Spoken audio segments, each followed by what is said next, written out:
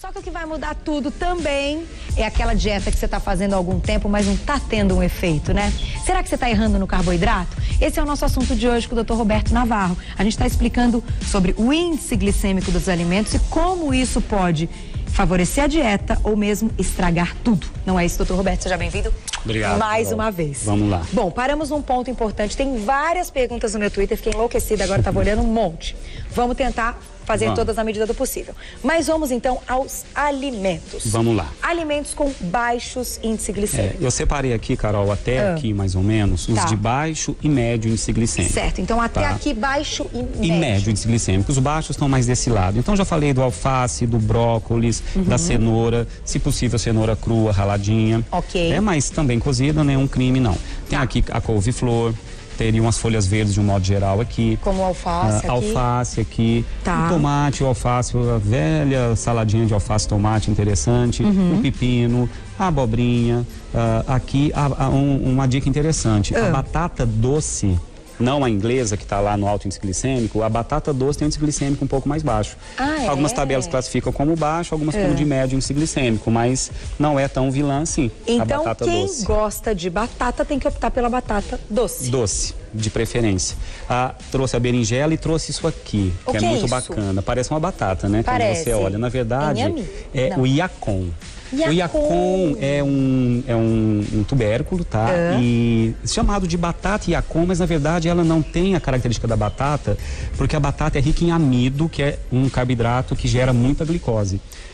O iacon, ele tem um componente chamado de frutano, que é um carboidrato de baixíssimo índice glicêmico. Inclusive, tem alguns estudos mostrando que o iacon ajuda até a controlar os níveis de glicose no sangue. Olha que uma bacana. boa opção para diabético. Então, e é gostoso, ele parece a batata? Se ele quiser fazer, pode de fazer repente... parecido com a batata. Pode. E se a gente fizer em forma de purê, esse índice glicêmico aumenta? Aumenta um pouquinho, mas mesmo assim não continua tão alto. Agora, sabe o que me chamou a atenção que tá aqui? Aqui é iogurte? É um iogurte. O iogurte é proteína. Isso. Mas também tem índice glicêmico? Tem. Leite e derivados? Tem, porque ele tem um carboidrato junto, que é a lactose. Aliás, a única exceção, tá, Carol? Eu trouxe alguns carboidratos que tem um pouquinho de proteína junto. Entendi. Até porque a proteína também freia a absorção do carboidrato. Olha que interessante. Eu falei isso já em outras pautas. Se você ingere o carboidrato puro, sozinho, ele vai ser absorvido mais rápido. A insulina é liberada em maior quantidade. Junto com a proteína, sempre menor. O índice glicêmico do iogurte desnatado é baixo. Então é uma opção onde você tem um carboidrato que é a lactose, salvo para quem tem intolerância à lactose, para quem está alérgico ao leite, né? Trouxe o leite de soja, que também é um conjunto de carboidrato com proteína vegetal. Tá? Na verdade, todos os alimentos, Carol, têm carboidrato, proteína e gordura. Quase todos têm os três. A gente classifica sendo carboidrato ou proteína ou gordura pelo maior teor de um deles. Entendi. Se tem mais carboidrato que proteína e gordura, é carboidrato. É carboidrato. Se tem mais proteína do que gordura, é proteína. Entendi. Mas todos, na verdade, têm um pouquinho de cada. Até as frutas têm um pouquinho de lipídio. Mas em quantidades baixíssima, né? Por isso que são classificados por carboidratos. Entendi. Coloquei aqui a soja, não ingira a soja crua, tá? Sempre cozida ou assada. A soja, ela é mais carboidrato do que proteína? Mais carboidrato que proteína, mas tem uma fonte proteica interessante. O grão de bico também tá aqui e a ervilha. E não trouxe a lentilha. A gente chama de leguminosas. São carboidratos de baixo índice glicêmico com um pouquinho de proteína vegetal. Né? Que a gente, de toda a proteína que a gente ingere, o ideal é que metade seja vegetal, no mínimo. O ideal seria metade vegetal, metade animal. Aqui são excelentes fontes de carboidrato de baixo índice glicêmico e proteína junto. Frutas de baixo índice glicêmico, damasco, maçã, pera, ameixa, melão. Melão? Tem índice glicêmico baixo, 55. Interessante. Então, e aqui eu coloquei os de médio. Então, quem está fazendo dieta pode consumir fruta? Pode, mas optar pelas que têm baixo índice glicêmico. A quanto eu vou comer de fruta? 2 dúzias de pera por dia? Não. Não. É uma pera no café da manhã. Na verdade, a carga glicêmica de um carboidrato é a soma do seu índice, a velocidade e facilidade com que ele é absorvido, com a quantidade de carboidrato que tem. Tá? Então, um alimento pode ter um índice glicêmico baixo ou médio, mas ter uma carga glicêmica alta. Por exemplo, batata. A batata tem um índice glicêmico, a batata inglesa, tá? A batata inglesa tem um índice glicêmico médio. Não é alto, só que quando cozida, aumenta o seu índice glicêmico e a quantidade de amido por porção é grande, tem uma alta carga glicêmica. Entendi. Então não é interessante também. Tá. Então assim, o índice glicêmico não tem nada a ver com a quantidade calórica do alimento. Não necessariamente. Porque tem muita gente com essa dúvida também. Não necessariamente. Tem carboidratos com um índice glicêmico baixo, mas comidos em quantidades altas, eles vão te dar calorias razoáveis. Né? Não é uma coisa inocente. Por exemplo, o arroz aqui, integral, tá?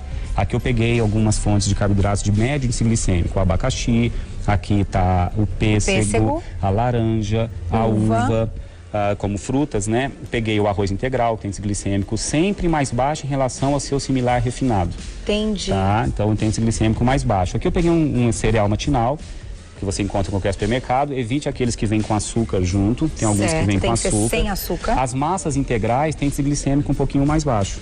Já é melhor, por isso também é a escolha. Olha que interessante, Carol, o macarrão de índice glicêmico, o macarrão tradicional, tá? Ele tem um índice glicêmico alto quando cozido por muito tempo. Acima de 20 minutos, o seu índice glicêmico é maior. O próprio macarrão cozido al dente, 5 minutinhos, ele tem índice glicêmico médio. Né? Interessante. Que legal. A melancia tem um índice glicêmico alto, mas tem uma carga glicêmica um pouco baixa. Para comer e interferir muito na questão de dieta, tem que comer muito. Comer muita melancia. Você comer um pedaço de melancia sem problema. Tem não exagere nos carboidratos de alto índice glicêmico. Né? E alta carga glicêmica. O pão integral tem um índice glicêmico menor em relação ao seu similar refinado. Certo, então a melhor escolha... Os integrais são sempre melhores. Vamos então ver uma pergunta que acabou de chegar no nosso e-mail, que pode ser dúvida de muita gente. Olha lá, vamos lá na tela pra gente acompanhar. Boa tarde, Carol, meu nome é Ana Cláudia. Sempre tenho a sensação de estar estufada na barriga. O carboidrato faz isso? Você é 10. Obrigada, um beijo pra você, Ana. E aí, o carboidrato faz isso, doutor? Não necessariamente. Aí, ou ela tem uma intolerância... Tá? A um alimento, ela pode ter uma digestão inadequada. Por exemplo, pacientes que têm intolerância à lactose ingerem um pão, que é um carboidrato, mas que tem na sua composição o leite, pão que geralmente pode entrar o leite na composição. Ela pode ter uma má digestão da lactose e se sentir estufada. Tá? Então, o carboidrato em si, de um modo geral, ele não leva ao estufamento, salvo quando comidos em grandes quantidades, exageradas, e até ele sofrer a digestão e ser absorvido, ele pode gerar a produção um pouquinho de sensação de gases no intestino e você ter um desconforto e se sentir estufada. Mas estufamento em si é mais intolerância a alimentos do que culpa de um próprio alimento. Isso pode ser gerado para quem tem intolerância à comida gordurosa. A glúten. A glúten. Tá. Então existem outros parâmetros, né? Que tem que descobrir, ela tem que investigar. Ela tem que ir no médico de confiança dela e fazer uma reavaliação, tem alguns exames que podem ajudar e detectar se ela tem intolerância a algum alimento. Muito bom. Tá? O excesso de fibras estufa, Carol, não é legal, tá? Muita fibra, muita fibra, vou comer. Também estufa. Também estufa um pouquinho. Tem que ter um equilíbrio na quantidade de fibras. Exatamente. Chegou uma pergunta da Sara. Sara, um beijo pra você.